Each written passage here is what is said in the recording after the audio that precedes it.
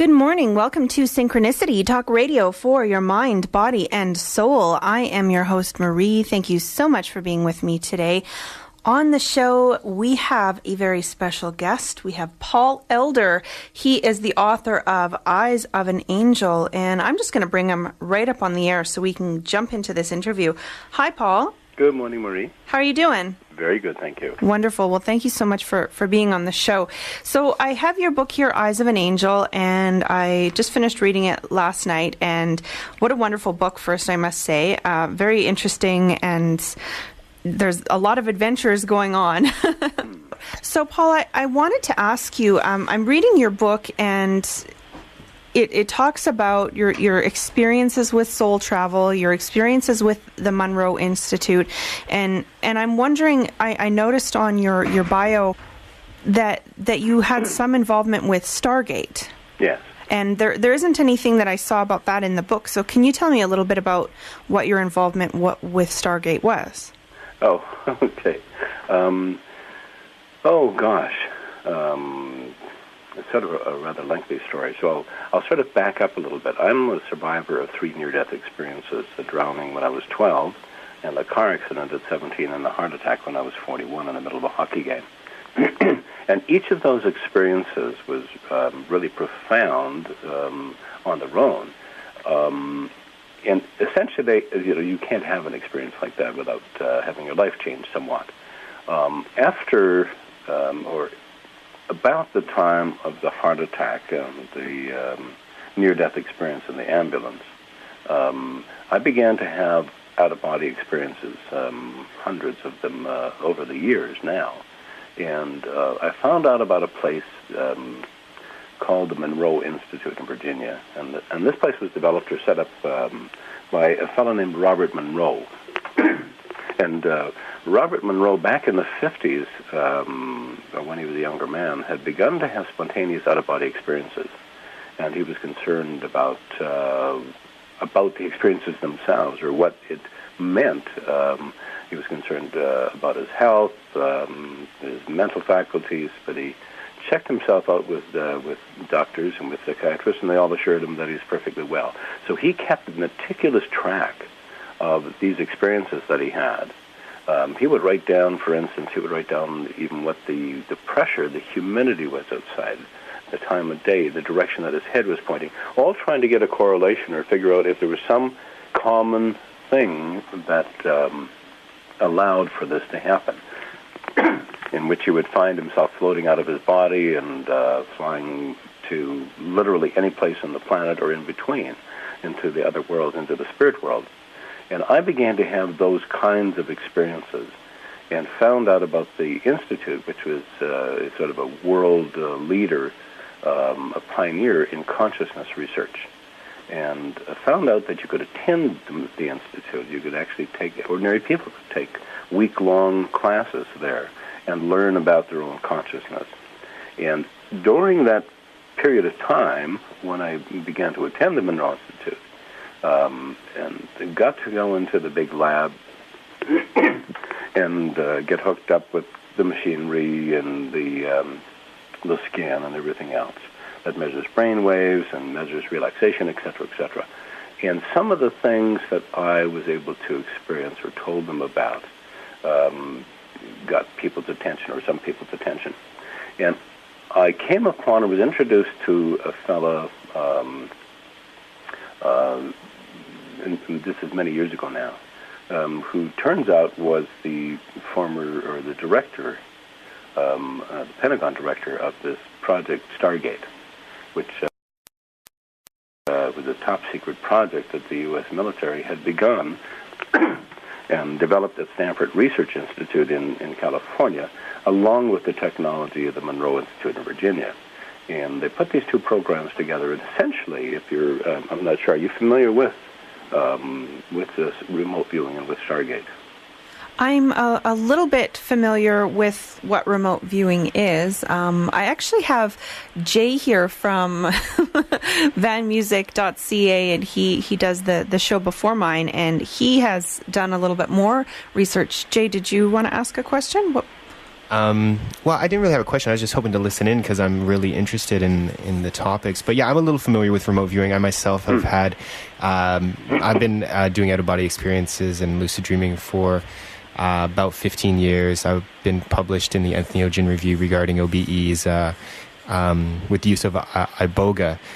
But yeah, I myself am a little more familiar with that stuff. And one of the first books I read on astral projection when I first started having experiences was Leaving the Body, which I believe was by Robert Monroe. Well, Monroe's books are Journeys Out of the Body. Yeah, Journeys Out of the Body. Okay. My bad. Yeah. So you're fairly familiar with with the background on it. Yeah. Thank you. Now I can't remember where I was. You were just briefly going to go into the remote viewing aspect, I believe. Yes. Okay, thank you very much. So what we discovered is that what I discovered is back in the early 70s, in response to a threat or perceived threat from the Soviet Union. The CIA had intelligence that the Russians actually had psychics who were trained to spy on America, that they could literally sit in a darkened room in the Soviet Union and draw the elaborate drawings of missile sites in America. So that was a grave concern to them. And so they approached the Stanford Research Institute, as I mentioned, and there were two scientists there, Russell Targ and Hal Puthoff, who were the sort of the leading edge, if you will, in research into consciousness itself. And they'd been working with a fellow named Ingo Swann. And Ingo Swann was probably one of the best psychics in America from New York. He was an author and an artist. And they began to work with Ingo Swann, and they were approached by the CIA at about the same time. And their question was, having the speculation or the intelligence that the Russians were able to do this, did they think that this was possible? And the scientists said, yes, very much, that it's possible. And their second question then, of course, is, well, how do we defend against this? And they pretty much said, good luck. And the third question would be then, is this something we can do? And they believed it was. So with the funding of about $50,000, which was really a fairly good funding in those days, nowadays nothing, for an 8-month study, they developed, along with the help of Ingo Swann and a couple of other people named Pat Price as well, they developed this program which became phenomenally successful, known by various names, from Grill Flame to finally to Stargate in its final name. Excuse me. And developed this program that they ran for many, many years of essentially training psychics or military personnel, mostly in this case. They found, strangely enough, that people that had near-death experiences seemed to have an aptitude for this, or an extra ability. And being in the military, they had lots of those guys who had those kinds of experiences, so were able to recruit them or go through their files and find people that they thought might be good candidates. Now, what we found since then is that you don't have to have had a near-death experience or anything else. There are some phenomenally talented remote viewers out there who have not had any of those experiences. It does seem to matter, though, in the amount of time that people spend inside meditating or just observing their own consciousness in general.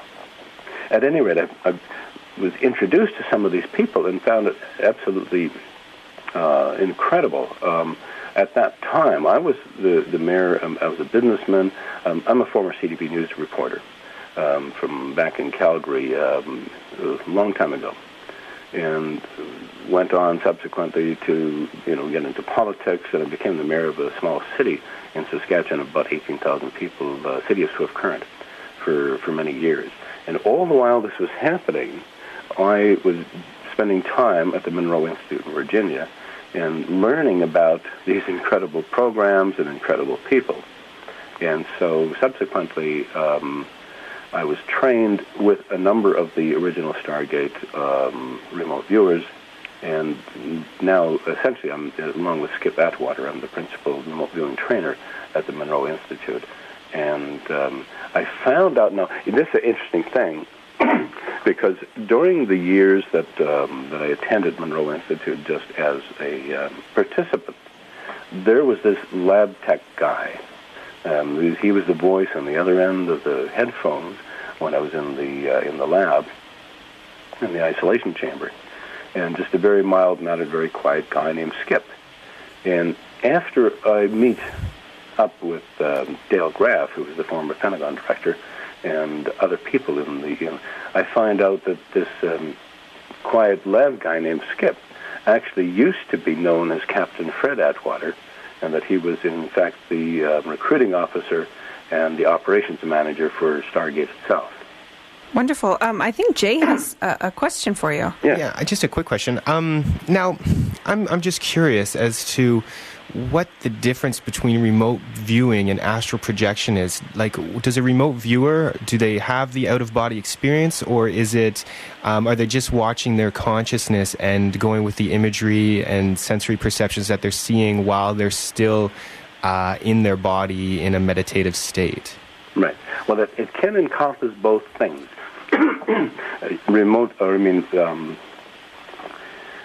Doing remote viewing, you can utilize out-of-body states, or sometimes people call it bilocation, in which they're actually there at the site, feeling all of, or having the impression that they're there at the site and being able to interact with the site. Very, very hard to do. Generally speaking, remote viewing is quite a bit different than out-of-body experience. Remote viewing, a person would be sitting at a table, perhaps, or laying down, and essentially putting their mind or taking their senses to the location. So typically when we do in training, when we teach people how to do this, we have to be able to give them feedback so that it becomes an objective experience. Out-of-body experiences and things of that nature, although they can be profound and life-changing, I mean, you can have an experience with a spirit guide, or you can meet the Christ consciousness. But for the most part, you can't prove it. It's your subjective experience. Whereas with remote viewing, you can prove it. We have a piece of paper where you have just drawn a picture of it. You have described a location. And so essentially, I mean, sort of to get down to it, I mean, remote viewing is the ability, and this is an innate human ability, to be able to describe accurately any person, place, or thing or event, essentially in the universe. We are connected to all information in the universe, all human beings, all of consciousness, for that matter. And it's sort of like, if you ask, and what's unique, I think, about remote viewing and about the program, if you asked a psychic, you can take some of the best psychics and say, well, that's incredible, teach me how to do that. How do you do that? And they would be able to say, well, I don't know, it's just there. I just know, it comes to me. Well, remote viewing was probably sort of the first attempt. It was, a government-led laboratory attempt at teaching people how to be psychic. And so in that fashion, it had to be repeatable, it had to be double-blind, and all of those sort of requirements, that you would have from a scientific point of view. And so they developed in the lab this process of being psychic. And essentially that's remote viewing. We're typically, just to give you an example here, in the training process, so we can provide feedback to the students, we would have another party entirely put together what we call targets. And now these would be locations or persons, places, or things or events going back in time, anywhere on the planet or in the universe for that matter. And we would have those people put together a pool of targets, perhaps 100 different persons, places, or things, right? And put random numbers, or attach random numbers to these targets. And essentially they would take, say, a photograph, a distinct photograph of some person, place, or thing on the planet, put it in an envelope, seal it up, and assign a target number to it. When it came time, we would have one of the students or somebody pick one of those envelopes, out of, say, 100 envelopes. They would pick one of them. And then we would, after the training, and through the training, we would say, okay, describe the location depicted by the photograph in the envelope at the time it was taken. And essentially what we're doing is we're directing through psychic means our students or our participants to go to the location and focusing only on the number or the location itself and apply all of their senses. What do you hear? What do you smell? What do you see? Are all dreams astral projections? Because in your book it talks about how when we're sleeping, we go into this kind of astral dimension. And so I'm just wondering, what's the difference between a regular dream that we have and astral travel? I would say, really, I don't think there's really much of a comparison, other than that the experiences take place in a state when we are in an altered state, when our bodies are sleeping. I think dreams can be quite a bit different, in as much as, dreams can be just about anything from recall or rehashing of dated events, from wishful thinking, from fears, from all of those things. Every single night, however, when we go to sleep, as you lose consciousness, we drift out of our bodies. And so each and every one of us leaves our bodies every night when we sleep. We just are not generally aware of it. And for the most part, we spend that time on the other side, perhaps with our soul groups, perhaps with our spirit guides, and perhaps just resting as well. But a fairly distinct difference between the two. People who have had an out-of-body experience will describe it, and you've often heard even from people who had near-death experiences and out-of-body experiences, because people question that. Here's a few statistics for you. At the latest survey, and this is according to IANDS, which is the International Association for Near-Death Studies, in North America alone, there are over 20 million people who have had a near-death experience. That's a tremendous number of people. And I guess it makes sense because with science and medicine being able to pull people back more and more from the edge all the time, this number becomes exponentially larger. And these people generally, this is for the near-death experiences, they are life-changing experiences. And medical science, is of the position that if we can't measure it, then it doesn't exist. And these people will have these experiences, describe it as the most profound, life-changing event, and it does change them entirely. Oftentimes, in the aftermath, they become more psychic, they develop certain kinds of abilities, and it becomes just a phenomenal change in life for them.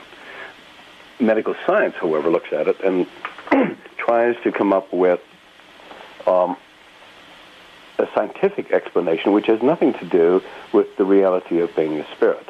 And essentially we are spirits first, occupying physical bodies. So if science can't measure it, then it doesn't exist.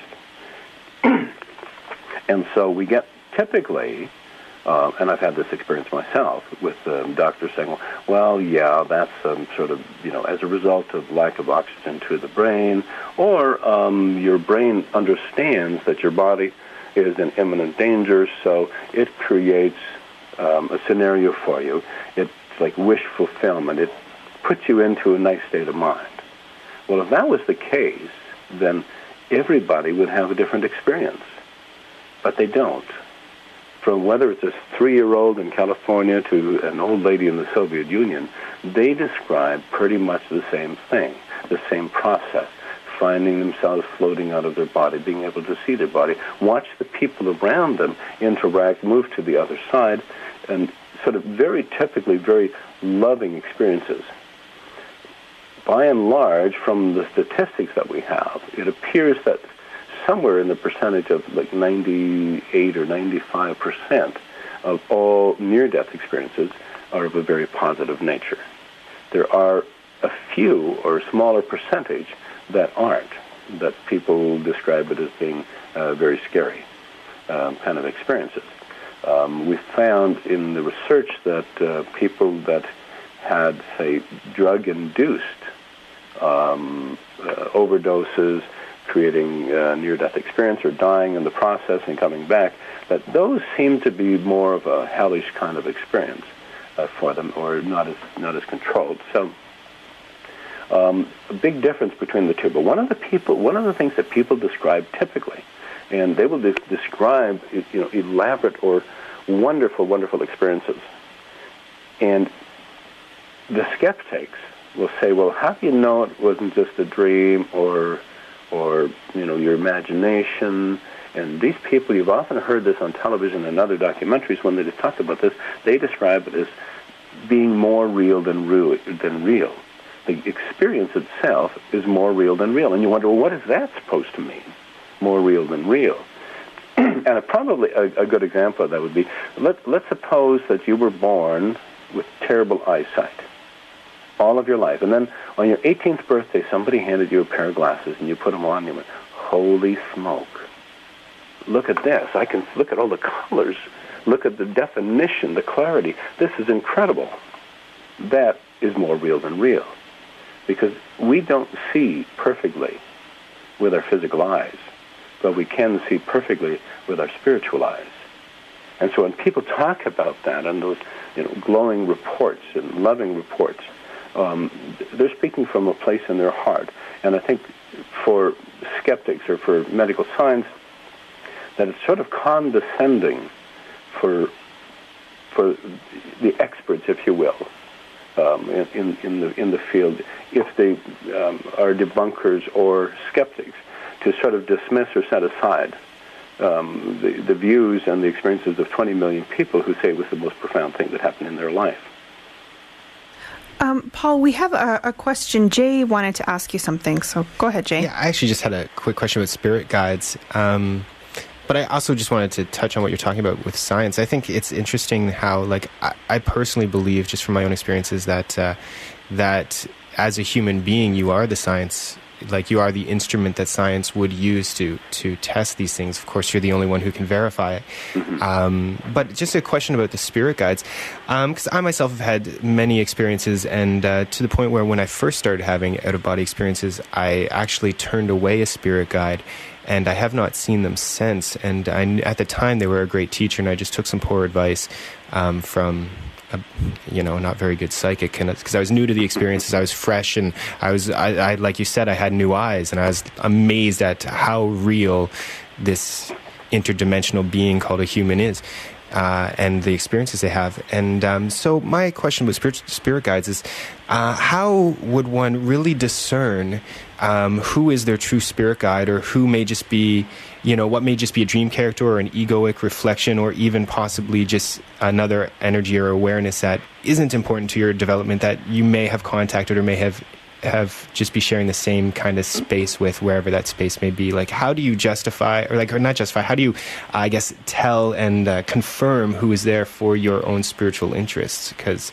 I do, from my own personal experience, realize that you can contact many different types of awarenesses. Yes. I mean, there are lots of trains of thought. I mean, essentially what I've found over the years is that there really is no separation.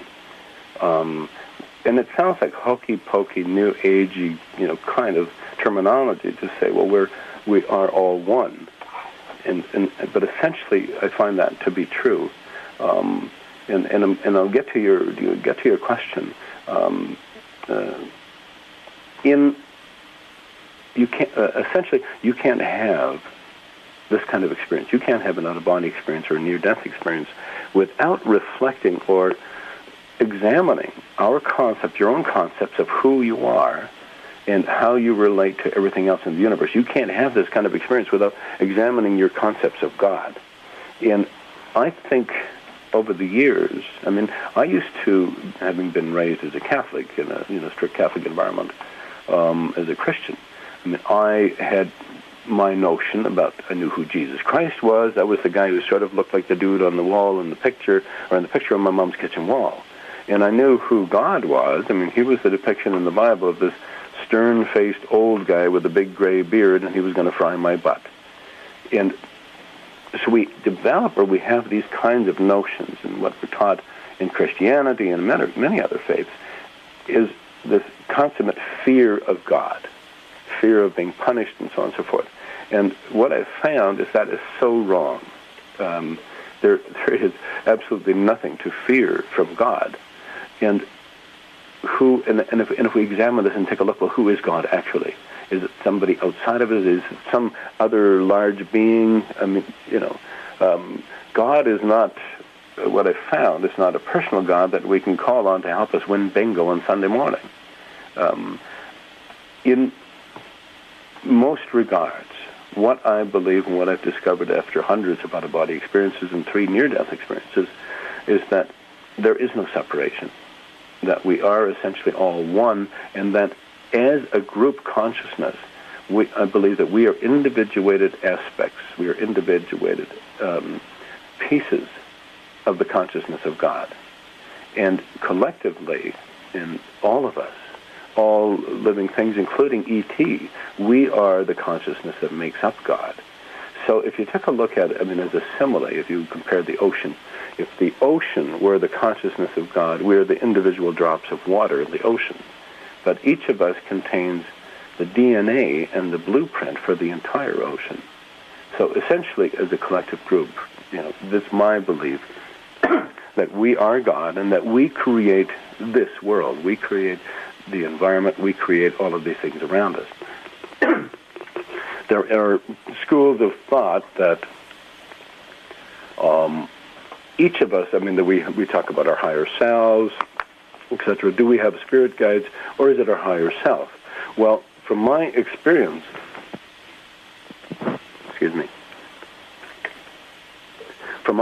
I found that before we come here, we're multidimensional beings, and essentially we are spirits, and that is our true nature, energy beings on the other side, before we come back to or return many, many times to the physical world. And before we do that, we make agreements or arrangements with other members or other parts of our consciousness field or other souls to play certain roles in our lives. So we come back with a family of souls, if you will, and we go back and forth, learning and developing. And essentially, I think we are sort of God's attempt at continuing experience. And also, in addition to that, we kind of lay out the kind of lives or the kind of experience that we're going to have. And we make agreements with other people to fill some of those roles, including spirit guides. So we agree with spirit guides to come along with us to help us experience those things and to make sure that we do experience the things that we want to experience. And oftentimes, it's the tough stuff. It's the tough stuff that we come here for. If we want easy, we can stay on the other side. We come here to be sort of engrossed, and in order for this to work, we can't know who we really are. We have to think we're alone so that we can experience the depths of the depression. We can experience all of these wonderful, juicy emotions from fear and hate and lust, things that we can't, other than vicariously, experience on the other side. The physical form allows us to sort of descend, if you will, into the grosser vibrations to have these real powerful experiences. How do you know the difference between spirit guides? There could be many, and people often ask in the classes that we teach at the Monroe Institute and at other places, the experiential classes, is, how do I know who my spirit guide is? I want to meet my spirit guide. Sometimes, and some people certainly do, some people will meet their spirit guides on the other side, have out-of-body experiences, etc., meet them in the dream world. Oftentimes, they're not forthcoming. And I believe that it has to do with some people. If you knew who your spirit guide was, it might change how you do life. And they will never interfere with that. In fact, it's their job to make sure that you experience the things that you want to experience, including the tough stuff. So we got this notion raised as whatever, the religious denomination that we are, whether Christian or otherwise, we have this notion or thoughts about that we all have guardian angels, and we indeed do, but in the form of spirit guides, I believe. And that the guardian angels are here to make sure that we don't get ourselves into trouble, to keep us from harm. Well, if that's the case, we got a sorry bunch of guardian angels, don't we? Because we all get our butts in trouble. And the reality is that they're here to make sure that we experience the things that we want to experience. We are speaking with Paul Elder. He's the author of Eyes of an Angel, and he's also a remote viewing teacher at the Monroe Institute. So we had a caller just a few minutes ago looking for a reliable psychic, and I know there was one part in your book where you had an experience with a phenomenal psychic. So I'm just wondering, are there any local psychics in Vancouver or the British Columbia area that you would recommend? Oh, goodness. I really don't know. I'm sure that there are many good psychics. I choose for myself. I don't visit psychics anymore. Essentially, I don't want to know. I mean, I'm excited about life. I'm excited. I can't wait for tomorrow to come to see what happens. And but so no, I'm not sure. Now, the psychic that I talked about and wrote about in my book was phenomenal. And her name is Janine, and she operated.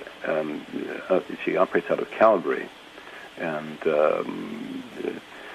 I think people can Google that.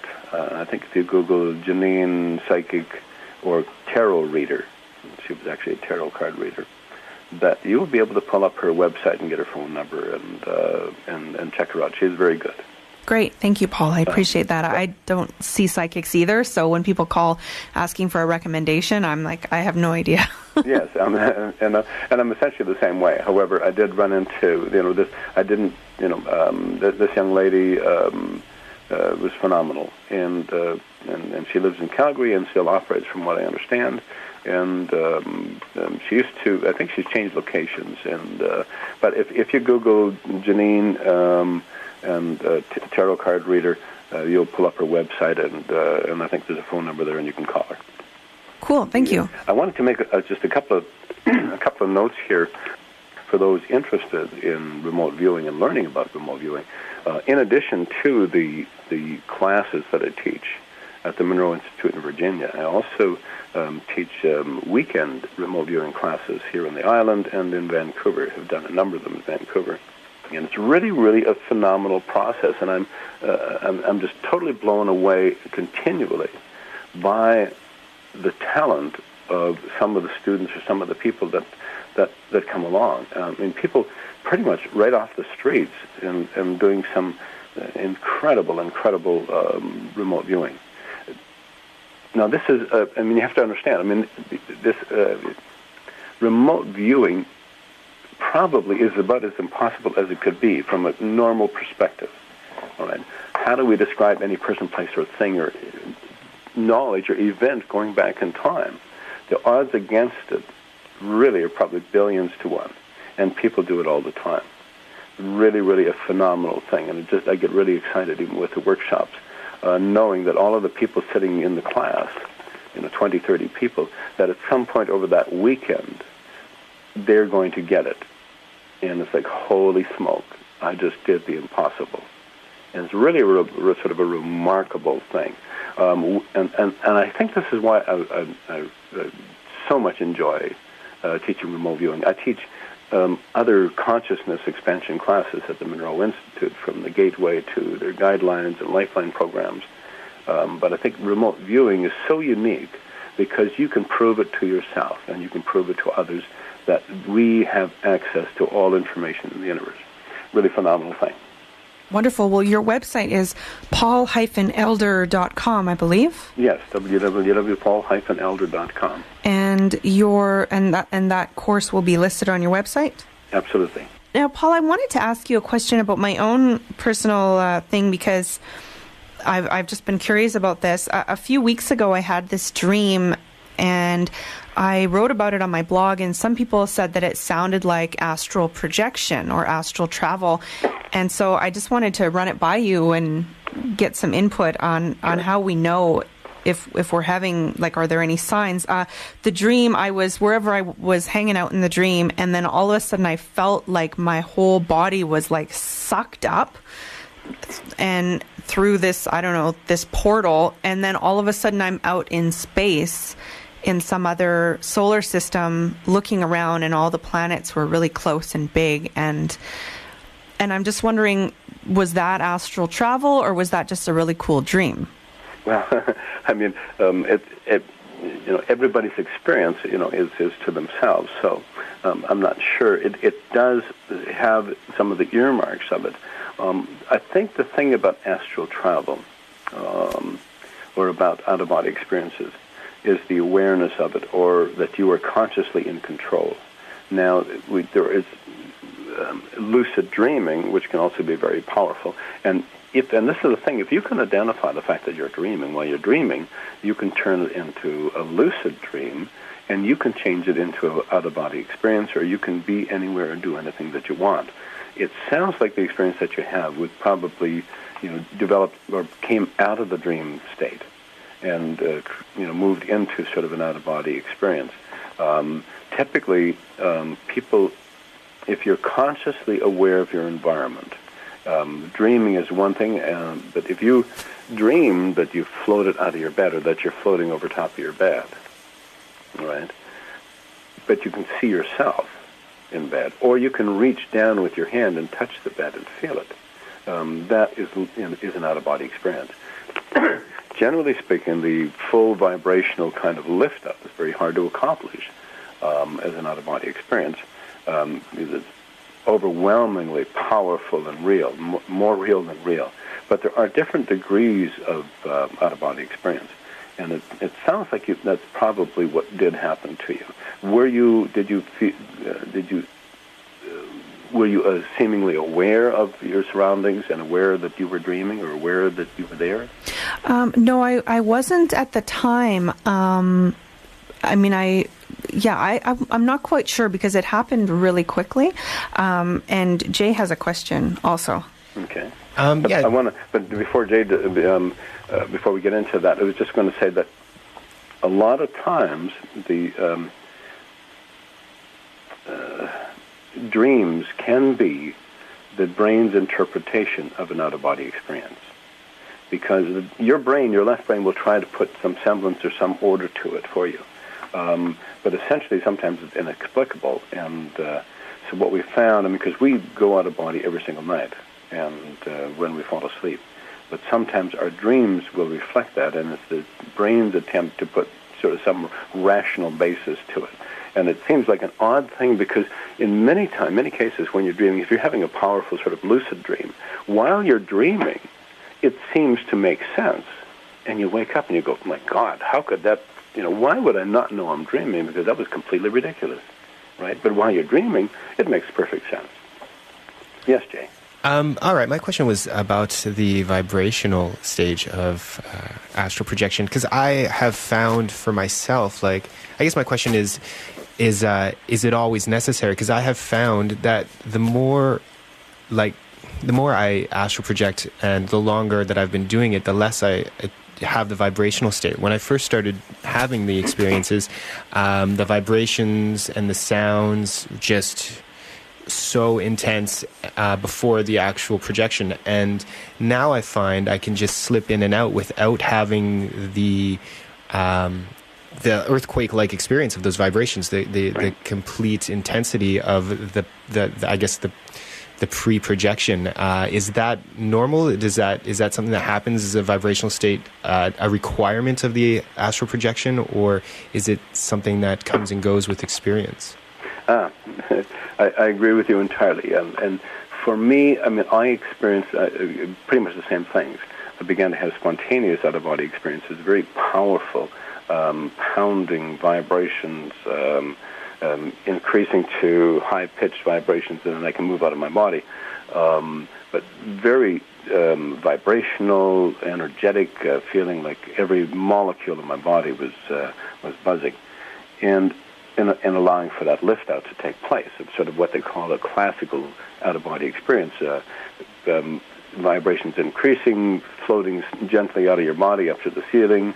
You can turn around. You can see your body back in bed. Very, very powerful. Like you don't have a perception that you're leaving anything behind other than you can see this your shell, your body left over. But your perception is that you have all your faculties. You have your fingers, your hands, your toes, and everything with you in an energy body form, and you can travel anywhere in the universe. And it's so exciting, the classic out-of-body, but so hard to do. I found that I had to, in the early stages when that happened, that it was so exciting that I had to get out of the room generally as quickly as possible to get away from my body, or the excitement would push me back into the body. But what I found over the years, that is very hard to do. It is so exciting and so powerful and so more real than real. It's so hard to do that now I found over the years the necessity for doing that has waned, and in fact it becomes much easier now just to will myself to being somewhere else. And I think you've experienced that. Robert Monroe talked about that as well. And in our books, in both of our books, we talk about, the classical out of body and how exciting and how powerful the experiences are, but hard to accomplish. And so most people that I know who are adept at out of body experiences at will have changed that process. And we find that we don't have to go through that whole vibrational lift-out thing, that eventually you just simply focus your attention where you want to be, and you can go there. So, Paul, we just have about 7 minutes left in the show, and I wanted to ask you a question. You mentioned the earmarks of a typical astral projection. Can we just run through what some of the major indicators are that you're having an astral experience? Well, I mean, people can interpret them in different ways. I would think that in order to accomplish this, you mean?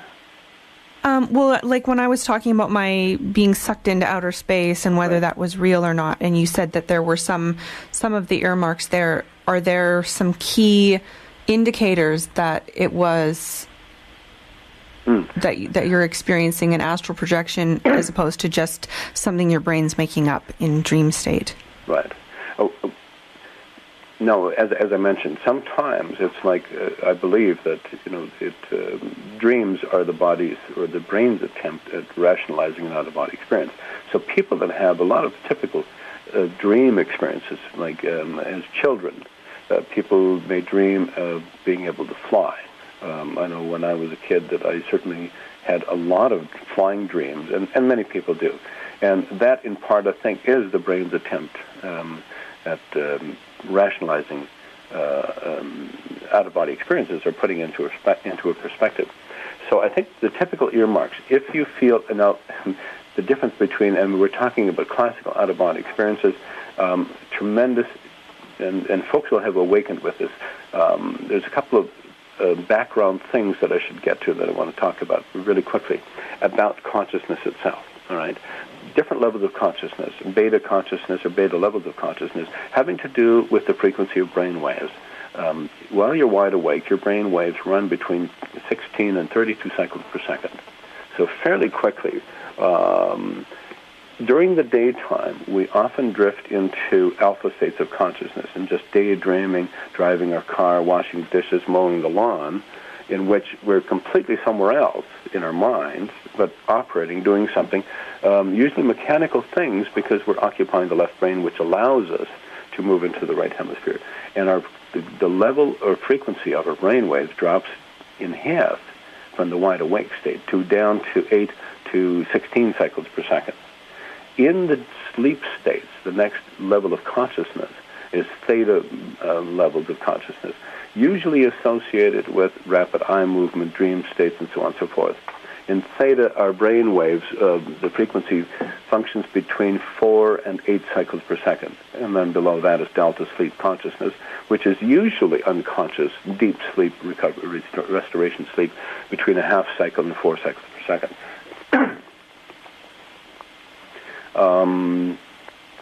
Now, what we find, people have this notion that when we sleep, that our bodies just lay inert and do nothing, and that's far from the truth. When we sleep, our bodies move a lot of energy. So the different muscle groups might tighten up a particular muscle in your body and relax and move on to other muscle groups and so on and so forth. The other thing that happens is when we approach the rapid eye movement and dream state, the theta states of consciousness, our bodies go into sleep paralysis. In other words, we lock right up. We sort of become paralyzed. And that's just a natural defense mechanism that keeps us from hurting ourselves by acting out our dreams or hurting others by acting out our dreams. So our limbs absolutely lock up and we get this sensation. And many, many people have experienced this, of waking up in the morning or whatever, sometime in the night, and still your mind is completely awake, but your body is still locked up. And it's sort of like waking up with this heavy weight on your body, and then there's some fearful things that can come out of that, or some fear that comes out of that, out of a totally natural process. So if you experience that, then you'll understand that that's just a natural process. Your body goes into sleep paralysis, and you're in a deep state. I think some of the earmarks for that, I'll describe the vibrational state of consciousness and the vibrational state of lifting of out-of-body experiences. For me, oftentimes, I would be drifting back and forth into that state of sleep. And every night when we go to bed or we go to sleep, we move into that world of out-of-body experiences. We go out of our body. In that place, as you're drifting off into sleep, when in that hypnagogic state comes on, when you begin to get little dream images flooding your mind, little things through the day coming up into your mind, that place between awake and asleep is so powerfully critical. In that space, it's sort of like a fine balance. We're not asleep, we're not awake, we're just sort of drifting. In that space are hundreds of levels of consciousness that we can explore in an out-of-body state, in a conscious state. And so attempting to hold that state or hold ourselves in that place is sort of key to out-of-body experiences.